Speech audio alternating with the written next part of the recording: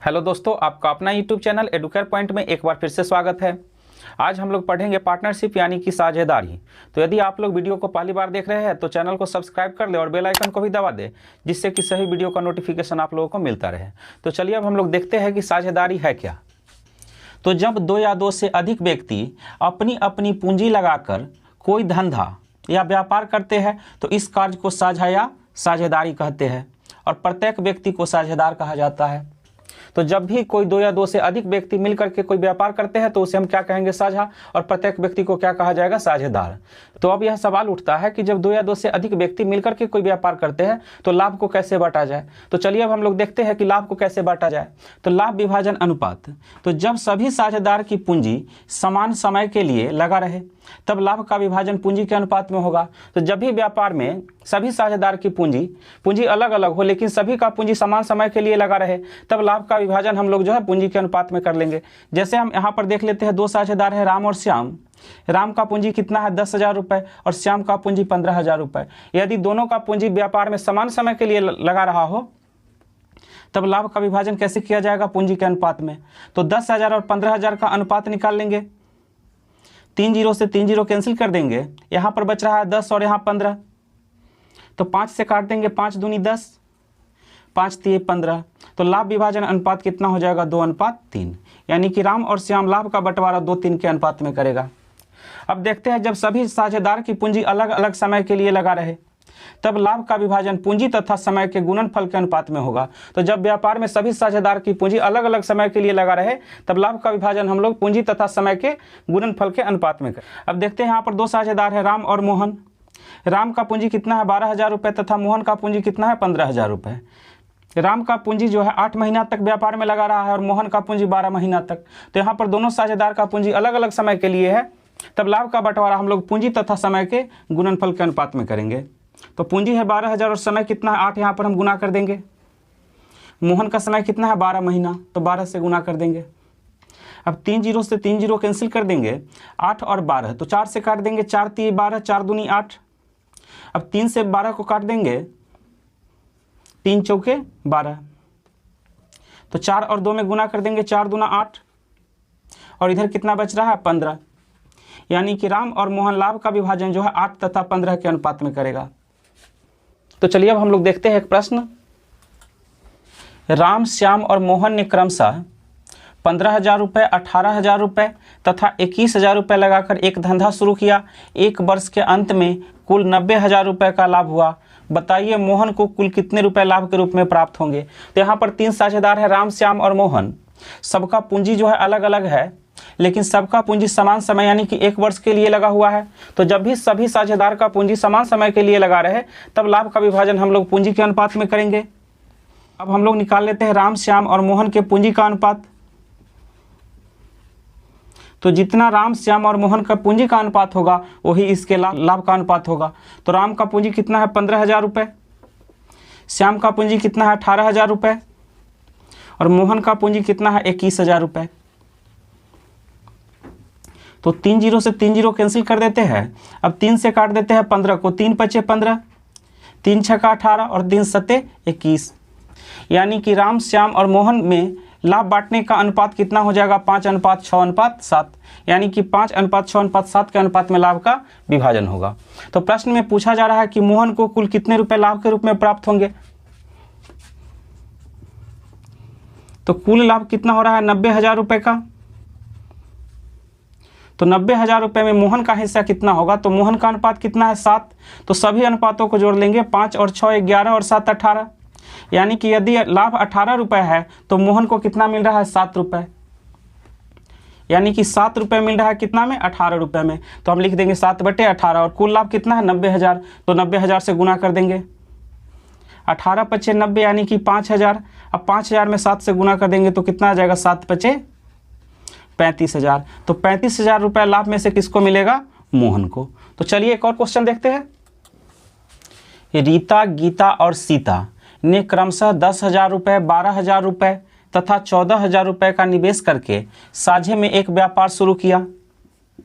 2 वर्ष की अवधि में कुल 72,000 रुपये का लाभ हुआ। सीता को कुल कितने रुपए मिलेंगे। तो यहाँ पर 3 साझेदार है, रीता, गीता और सीता। सबका पूंजी अलग अलग है लेकिन समय सबका बराबर है, सबका पूंजी जो है व्यापार में 2 वर्ष के लिए ही लगा रहा है। तब हम लोग जो है यहाँ पर लाभ का बंटवारा पूंजी के अनुपात में कर लेंगे। तो 3 साझेदार है, रीता, गीता और सीता। तो हम लोग यहाँ पर निकाल लेते हैं पूंजी का अनुपात। तो रीता का पूंजी कितना है 10,000 रुपये, सीता का पूंजी कितना है 12,000 रुपये, सॉरी गीता का पूंजी कितना है 12,000 रुपये और सीता का पूंजी कितना है 14,000 रुपये। तो अब 3 जीरो से 3 जीरो काट देते हैं सब में, 2 से काट देंगे 5 बार में 2 पचे 10, 2 छक्का 12 और 2 सत्ते 14। तो लाभ का जो है बंटवारा 5:6:7 के अनुपात में होगा। तो कुल लाभ कितना है 72,000 रुपये। अब देखना है कि 72,000 रुपये में सीता को कितना मिलेगा। तो 72,000 गुने सीता का अनुपात कितना है 7, तो 7 बटे और सभी अनुपातों का योग कितना है 6 5 11 और 7 18, तो 7 बटे 18। तो 18 चौका 72 यानी कि 4,000। तो 4,000 में 7 से गुना कर देंगे, 7 चौके 28,000। तो 28,000 रुपये किसको मिल जाएगा, सीता को। तो चलिए एक और क्वेश्चन देखते हैं। 2 व्यक्ति ने 3 वर्ष तक साझे का एक धंधा करके क्रमशः 50,000 रुपये तथा 60,000 रुपये लाभ के रूप में प्राप्त किया। यदि पहला व्यक्ति 20,000 रुपये निवेश किया तो दूसरा व्यक्ति कितने रुपए निवेश किया था। तो यहाँ पर हम मान लेते हैं 2 व्यक्ति है ए और बी। पहला व्यक्ति निवेश कितना कर रहा है 20,000 रुपये और दूसरा व्यक्ति का जो है निवेश मालूम नहीं है। पहला व्यक्ति को लाभ कितना मिल रहा है 50,000 रुपये और दूसरा व्यक्ति को लाभ मिल रहा है 60,000 रुपये। तो यहाँ पर दोनों साझेदार का पूंजी जो है व्यापार में समान समय के लिए लगा हुआ है। तो जो पूंजी का अनुपात होगा वही लाभ का अनुपात होगा। तो यहाँ पर पहला साझेदार का पूंजी दिया हुआ है, दूसरा का नहीं दिया हुआ है, लेकिन दोनों साझेदार का लाभ दिया हुआ है। तो हम सबसे पहले निकाल लेते हैं लाभ का अनुपात, क्योंकि जो लाभ का अनुपात होगा वही पूंजी का अनुपात होगा। तो 4 जीरो से 4 जीरो कैंसिल कर देते हैं, यानी कि लाभ का अनुपात कितना हो जाएगा 5:6। यानी कि पहला साझेदार को 5 यूनिट लाभ होगा तो दूसरा को लाभ कितना होगा 6 यूनिट। तो यहाँ पर पहला साझेदार का लाभ कितना हो रहा है 5 यूनिट और पहला साझेदार का पूंजी मालूम है। तो यहाँ से हम कंपेयर कर लेंगे 5 यूनिट बराबर 20,000 रुपये। तो 1 यूनिट का वैल्यू कितना हो जाएगा 4,000 रुपये। तो हमें निकालना है दूसरा साझेदार का पूंजी। तो दूसरा साझेदार का पूंजी कितना है 6 यूनिट। तो 1 यूनिट का वैल्यू है 4,000, तो 6 यूनिट का वैल्यू कितना हो जाएगा 4,000 गुने 6 यानी कि 24,000। तो दूसरा साझेदार का पूंजी कितना हो गया 24,000 रुपये। चलिए अब अगला क्वेश्चन देखते हैं। 3 साझेदार क्रमशः 60,000 रुपये, 90,000 रुपये तथा 100 रुपये लगाकर 6 महीने का व्यापार करते हैं। यदि अवधि के अंत में प्रत्येक को क्रमशः 30,000 रुपये, 45,000 रुपये तथा 40,000 रुपये लाभ के रूप में प्राप्त हो तो x का मान ज्ञात करें। तो यहाँ पर 3 साझेदार है ए, बी और सी। पहला साझेदार का पूंजी कितना है 60,000 रुपये, दूसरा साझेदार का पूंजी कितना है 90,000 रुपये और तीसरा साझेदार का पूंजी कितना है 100 रुपये। तो ये हो गया पूंजी का अनुपात। और जो यहाँ पर जो है सभी साझेदार का पूंजी 6 महीने के लिए यानी कि समान समय के लिए लगा हुआ है। तो जो पूंजी का अनुपात होगा वही लाभ का अनुपात होगा। तो पहला साझेदार को लाभ कितना मिल रहा है 30,000 रुपये, दूसरा साझेदार का लाभ कितना है 45,000 रुपये और तीसरा साझेदार का लाभ कितना है 40,000 रुपये। तो सभी साझेदारों का पूंजी समान समय के लिए लगा हुआ है, इसीलिए जो पूंजी का अनुपात होगा वही लाभ का अनुपात होगा। तो यहाँ पर तीनों साझेदार का लाभ दिया हुआ है, तो सबसे पहले हम निकाल लेते हैं लाभ का अनुपात। तो 3 जीरो से 3 जीरो कैंसिल कर देंगे। अब 5 से काट देंगे, 6 पचे 30, 9 पचे 45 और 8 पचे 40। यानी कि पहला साझेदार का लाभ 6 यूनिट यदि होगा तो दूसरा का लाभ कितना होगा 9 यूनिट और तीसरा का लाभ 8 यूनिट। तो यहाँ पर पहला और दूसरा साझेदार दोनों का पूंजी मालूम है, तो हम 6 यूनिट को कंपेयर कर लेंगे 60,000 से या 9 यूनिट को 90,000 से। दोनों में मान समान आएगा। तो 6 यूनिट का वैल्यू कितना हो गया 60,000, तो 1 यूनिट का वैल्यू कितना हो जाएगा 10,000 रुपये। तो हमें निकालना है x का मान। तो तीसरा व्यक्ति का लाभ कितना है 8 यूनिट, तो 1 यूनिट का वैल्यू है 10,000, तो 8 यूनिट का वैल्यू कितना हो जाएगा 80,000। तो तीसरा साझेदार का पूंजी कितना है 80,000 रुपए, यानी कि x का मान कितना हो गया 80,000 रुपए। इस क्वेश्चन को हम लोग ऐसे भी सोल्व कर सकते थे, यहाँ पर लाभ कितना है 30,000 रुपए, तो पूंजी कितना है 60,000 रुपए, यानी कि 2 गुना है। चलिए यहाँ पर भी देखते हैं, लाभ कितना है 45,000 रुपए, पूंजी इसका 2 गुना है। तो तीसरा साझेदार का लाभ कितना है 40,000 रुपए, तो इसका भी पूंजी कितना हो जाएगा 2 गुना, यानी कि 80,000 रुपए। तो चलिए अब हम लोग देखते हैं अगला क्वेश्चन। संयोग किरण और किशोर ने एक दुकान क्रमशः 27,000 रुपए, 81,000 रुपए तथा 72,000 रुपए लगाकर खोली। एक साल के अंत में लाभ तीनों में बांटा गया। तो देखते हैं कि लाभ बांटा कैसे जाएगा। तो यहाँ पर सभी साझेदार का पूंजी 1 साल के लिए यानी कि समान समय के लिए है। तो लाभ का बंटवारा हम लोग कैसे करेंगे, पूंजी के अनुपात में। यदि किरण का लाभ अंश यानी कि लाभ में से किरण को कितना मिल रहा है 36,000 रुपए, तो कुल लाभ कितना रहा होगा। तो यहाँ पर 3 साझेदार है, संयोग किरण और किशोर।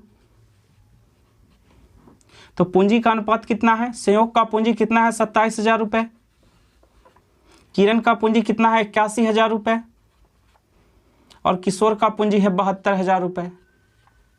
तो जो पूंजी का अनुपात होगा वही क्या होगा, लाभ का अनुपात। तो सबसे पहले हम निकाल लेते हैं लाभ का अनुपात। तो 3 जीरो से 3 जीरो सब में कैंसिल कर देंगे। यहाँ पर है 27, 81, 72, तो 9 से काट देते हैं, 9 3 27, 9 9 81 और 9 8 72। तो लाभ का जो है विभाजन किस अनुपात में होगा, 3:9:8 के अनुपात में। तो यहाँ पर प्रश्न में किरण का लाभ अंश दिया हुआ है, किरण को लाभ कितना मिल रहा है 36,000 और यहाँ पर किरण का अनुपात कितना है 9। तो हम मान लेते हैं कि किरण का लाभांश कितना है 9 यूनिट, लेकिन प्रश्न में कितना कहा जा रहा है 36,000। तो 9 यूनिट बराबर हम लिख लेंगे 36,000, यानी कि 9 यूनिट का वैल्यू कितना है 36,000 रुपए। तो 1 यूनिट का वैल्यू कितना हो जाएगा, 36,000 में 9 से भाग दे देंगे, 9 चौके 36 यानी कि 4,000 रुपए। तो 1 यूनिट का वैल्यू कितना हो गया 4,000 रुपए। अब यदि हमें संयोग का लाभांश निकालना पड़े तो संयोग का लाभांश कितना है 3 यूनिट, तो 3 यूनिट का वैल्यू कितना हो जाएगा 12,000। फिर किरण का निकाल लेते हैं, किरण का कितना है 9 यूनिट, तो किरण का तो प्रश्न में ही दिया हुआ है 36,000 और किशोर का लाभांश कितना है 8 यूनिट, तो 1 यूनिट का वैल्यू है 4,000, तो 8 यूनिट का वैल्यू कितना हो जाएगा 8 चौके 32,000। तो प्रश्न में पूछा जा रहा है कुल लाभांश, तो तीनों के लाभ को जोड़ लेते हैं, 6 2 8 2 10, 3 3 6 1 7 और 1 8, कुल लाभ कितना का हो रहा है 80,000 का। तो इस क्वेश्चन को हम लोग ऐसे भी सोल्व कर सकते हैं, 1 यूनिट का वैल्यू निकल चुका है 4,000, तो कुल लाभ कितना हो रहा है 9 3 12 8 20 यूनिट। तो 1 यूनिट का वैल्यू कितना है 4,000, तो 20 यूनिट का वैल्यू कितना हो जाएगा 20 चौके 80,000, यानी कि कुल लाभ कितना हो गया 80,000 रुपए का। तो चलिए अब हम लोग देखते हैं एक और प्रश्न। किसी पूंजी के साथ ए, बी और सी साझेदार है जिसमें ए का अंशदान 10,000 रुपये है। यदि 1,000 के कुल लाभ में से ए को 500 रुपये और बी को 300 रुपये मिलता है, सी की पूंजी कितना है। तो यहाँ पर कुल लाभ कितना हो रहा है 1,000 रुपये, जिसमें से ए को कितना मिल रहा है 500 रुपये, बी को कितना मिल रहा है 300, तो 500 और 300 कितना हो गया 800, तो सी को कितना मिलेगा, कुल लाभ है 1,000 तो सी को मिलेगा 200। तो ए, बी और सी, ए का पूंजी दिया हुआ है कितना 10,000 रुपये और बी और सी का पूंजी मालूम नहीं है। तो जो पूंजी का अनुपात होता है वही लाभ का अनुपात होता है। तो यहाँ पर तीनों साझेदार का लाभ दिया हुआ है, कुल लाभ हो रहा है 1,000 रुपये, 1,000 रुपये में से ए को कितना मिल रहा है 500 रुपये, बी को कितना मिल रहा है 300 रुपये, तो कुल लाभ है 1,000 रुपये और ए को मिल गया 500, बी को 300, तो 800 मिल गया, तो बच कितना रहा है 200, यानी कि सी को कितना मिलेगा 200 रुपये। तो यहाँ से हम लाभ का अनुपात निकाल लेते हैं, क्योंकि जो लाभ का अनुपात होगा वही पूंजी का अनुपात होगा। तो लाभ का अनुपात कितना हो गया 5:3:2। तो यहाँ पर दिया हुआ है ए का पूंजी, तो ए को लाभ कितना हो रहा है 5 यूनिट, तो 5 यूनिट को हम कंपेयर कर लेंगे 10,000 से, तो 1 यूनिट का वैल्यू कितना निकल जाएगा 2,000। अब पूछा जा रहा है सी की पूंजी कितनी है, तो सी का पूंजी कितना है 2 यूनिट, तो 1 यूनिट का वैल्यू है 2,000, तो 2 यूनिट का वैल्यू कितना हो जाएगा 2,000 गुने 2 यानी कि 4,000 रुपये। तो सी का पूंजी कितना हो गया 4000 रुपये। यदि बी का पूंजी पूछा जाता तो बी का पूंजी कितना है 3 यूनिट, तो 1 यूनिट का वैल्यू है 2000, तो 3 यूनिट का वैल्यू कितना हो जाएगा 6000। तो 6000 पूंजी किसका हो गया बी का और 4000 किसका हो गया सी का। तो चलिए एक और क्वेश्चन देखते हैं। किसी व्यापार में ए और सी की पूंजी में 2:1 का अनुपात है, जबकि ए और बी की पूंजियों में 3:2 का अनुपात है। यदि उनको 1,57,300 रुपये का लाभ होता है तो बी को कितने रुपए लाभ में से मिलेंगे। तो यहाँ पर ए और सी का अनुपात दिया हुआ है कितना 2:1 और ए और बी का अनुपात दिया हुआ है 3:2। कुल लाभ कितना हो रहा है 1,57,300। तो पूछा जा रहा है बी को कितने रुपए मिलेंगे। तो यहाँ पर सबसे पहले हम लोग ए बी और सी का अनुपात एक साथ निकाल लेंगे। तो ए बी और सी का अनुपात एक साथ निकालने के लिए हम देखते हैं कि ए सी और ए बी में कॉमन कौन है। तो ए सी और ए बी में कॉमन कौन है ए, तो जो कॉमन है उसको हम लोग बीच में रखेंगे ए। इस तरफ कर देते हैं सी या बी, तो इधर सी कर दिए तो इस तरफ कर देते हैं बी। तो हम यहाँ से अनुपात निकाल लेंगे सी अनुपात ए अनुपात बी का। तो एक कितना था 2 और सी कितना था 1। तो यहाँ पर हम पहले किसको लिखेंगे सी को यानी कि 1 को, और एक कितना है 2। अब दूसरा वाला अनुपात में ए अनुपात बी कितना है 3:2, तो ए के सामने लिखेंगे 3 और बी के सामने 2। अब यहाँ पर खाली स्थान है तो नज़दीक वाला यानी कि पहले वाला अंक डाल देंगे। यहाँ पर 2 है तो 2 डाल देंगे, यहाँ 3 है तो यहाँ भी कितना डाल देंगे 3। अब गुना कर देंगे 2 दूनी 4, 3 दूनी 6 और 1 तिये 3, यानी कि सी ए और बी में लाभ बांटने का अनुपात कितना हो जाएगा 3:6:4। तो कुल लाभ कितना का हुआ है 1,57,300 रुपये का, जिसमें से हमें निकालना है बी का लाभ। तो बी का अनुपात कितना है 4। तो 4/6 3 9 4 13 को नीचे लिख देंगे और कुल लाभ से गुना कर देंगे। कुल लाभ कितना हो रहा है 1,57,300। तो 13 इकाई 13, 2 7 27 हो जाएगा। तो 13 दूनी 26, 1 और 3 13। तो 13 इकाई 13, 2 जीरो डाल देंगे। यहाँ पर 2 जीरो बचा हुआ है तो 2 जीरो डाल देंगे। तो 12,100 में 4 से गुना कर देंगे तो 12 चौका 48, कितना आ जाएगा 48,400 रुपये, यानी कि बी का हिस्सा कितना हो जाएगा 48,400 रुपये। तो चलिए अब हम लोग देखते हैं अगला टाइप, जिसमें देखेंगे जब सभी साझेदार का पूंजी समान हो और समय अलग अलग हो। तो जब व्यापार में समान पूंजी भिन्न भिन्न समय के लिए लगाया जाए तब लाभ का विभाजन हम लोग समय के अनुपात में करेंगे। तो यहाँ पर एक प्रश्न, 2 व्यक्ति ने साझे में एक व्यापार इस प्रकार किया कि पहले व्यक्ति की पूंजी 3 वर्ष के लिए तथा दूसरे व्यक्ति की पूंजी 5 वर्ष के लिए निवेशित रही। यदि दोनों ने समान पूंजियां लगाया हो तो कुल 16,000 रुपये के लाभ में दूसरे व्यक्ति का हिस्सा क्या होगा। तो यहाँ पर दोनों व्यक्ति का पूंजी समान है तो लाभ का बंटवारा हम लोग किस अनुपात में करेंगे, समय के अनुपात में। तो हम मान लेते हैं पहला व्यक्ति ए और दूसरा व्यक्ति बी, दोनों का पूंजी समान है तो लाभ का बंटवारा होगा 3 और 5 यानी कि समय के अनुपात में। तो लाभ बांटने का अनुपात कितना हो जाएगा 3:5। तो कुल लाभ कितना हुआ है 16,000 रुपये। अब 16,000 रुपये में से हमें निकालना है दूसरा व्यक्ति का हिस्सा यानी कि बी का हिस्सा। तो बी को कितना मिलेगा, बी का अनुपात कितना है 5 और यहाँ पर कुल लाभ कितना है 3:5। 3 और 5 को जोड़ लेंगे 8, तो 5/8 गुने कुल लाभ कितना है 16,000। तो 16,000 से गुना कर देंगे, 8 दूना 16,000 यानी कि 8 दूना 16, 2,000 बार में काट दिए। तो अब 2,000 में 5 से गुना कर देंगे, कितना आ जाएगा 10,000 रुपये। यानी कि 16,000 रुपये के लाभ में से बी को यानी कि दूसरा को कितना मिलेगा 10,000 रुपये और पहला को कितना मिलेगा 6,000 रुपये। तो चलिए एक और क्वेश्चन देखते हैं। राम और रहीम ने समान पूंजी लगाकर एक व्यापार किया जिसमें राम की पूंजी प्रारंभ के 8 महीने तक तथा रहीम की पूंजी बाद के 6 महीने तक लगी रही। यदि 42,000 रुपये का कुल लाभ हुआ हो तो राम को लाभ के रूप में कितने रुपए प्राप्त होंगे। यहाँ पर 2 साझेदार है राम और रहीम, दोनों का पूंजी बराबर है और राम का पूंजी व्यापार में रहा है प्रारंभ यानी कि शुरू के 8 महीना में और रहीम का पूंजी रहा है लास्ट के 6 महीना के लिए। तो पूंजी लास्ट में रहे चाहे शुरू में रहे, राम का पूंजी कितना दिन रहा है 8 महीने और रहीम का पूंजी 6 महीना।